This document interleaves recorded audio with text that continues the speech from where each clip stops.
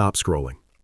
I need you to stop right here, because what I am about to tell you is not something I share casually. I've been in this space long enough to know the difference between content that entertains and content that carries a genuine word. This is the second kind.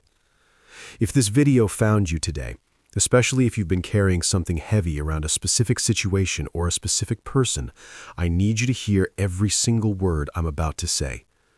There is a ringleader, one person, one specific individual who organized the narrative against you, who made the calls behind the scenes, who rallied others, shaped the story, planted seeds of doubt about your character, your motives, your stability, your worth. They were careful. They made sure their fingerprints weren't visible. They used other people as proxies. They maintained their reputation while yours was quietly dismantled. And God is about to pull back the curtain on everything that person has been doing in the dark. Not eventually, not someday.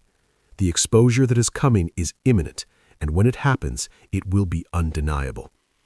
Let me describe what this looked like from the inside, because I want you to feel seen before I give you the word.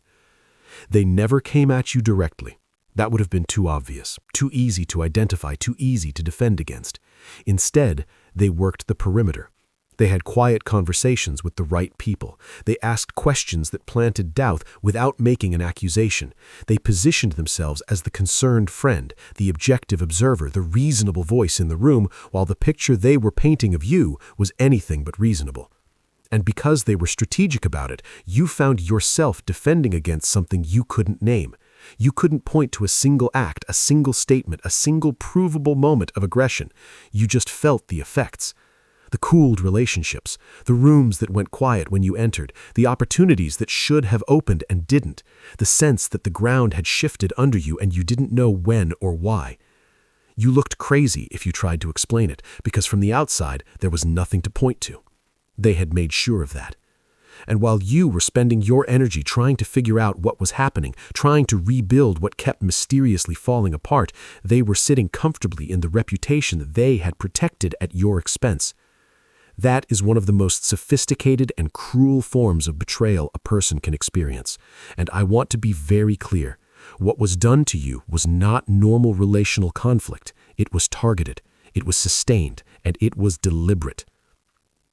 Here is the spiritual reality underneath all of this. Manipulation at this level, where someone orchestrates a campaign against another person rather than dealing with them directly, is not just a personality flaw.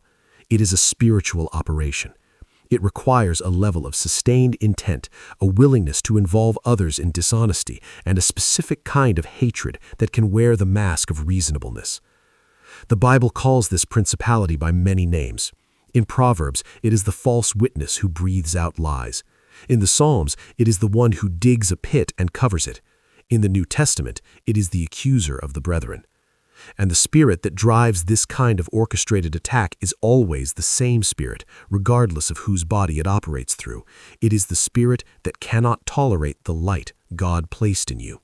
It cannot destroy the light directly, so it attacks your reputation, your relationships, your support system, your ability to function in the calling God gave you.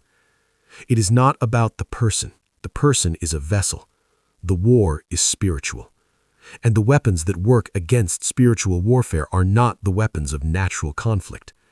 Maybe you spent months trying to prove yourself, trying to gather evidence, trying to get the right people in the right room to hear the full story, trying to find the one conversation, the one moment of clarity that would make everything make sense to everyone who had been confused by the narrative. Maybe it cost you things that cannot be returned. A job you were qualified for and deserved, a friendship that had history and meaning, a community you had invested years into building, a family relationship that may never fully recover. Maybe the hardest part was not the loss itself, but the helplessness, the feeling of watching something be dismantled and not being able to stop it, of doing everything right and still losing. That helplessness is one of the most destabilizing experiences a human being can have. When the normal rules, work hard, tell the truth, be faithful, do the right thing, don't produce the expected results, it shakes something fundamental in you. It makes you question not just the situation, but your understanding of how the world works. Some of you are still in that shaking. still trying to find solid ground, still waiting for the thing that will make this make sense. I need you to hear this now. The exposure is not something you need to engineer. I know the temptation. You have the receipts. You know the truth. You know exactly what was done and by whom and when. And there are moments where you have almost reached for the proof and said, enough. Enough silence. Enough grace. It is time for people to know. And I want to tell you, put it down. Not because the truth doesn't deserve to be told. It does. Not because you don't deserve vindication. You absolutely do. But because the exposure you could create in your own strength, fueled by your own righteous anger, will always be messier, more contested, and less permanent than the exposure God is preparing. When you expose someone, they get to spin it. They get to play victim. They get to leverage the sympathy of people who were already on their side. You end up in a public argument where the truth gets lost in the noise. When God exposes someone, there is no spin. There is no escape from it. It lands with a weight and a precision and a timing that no human orchestration could produce.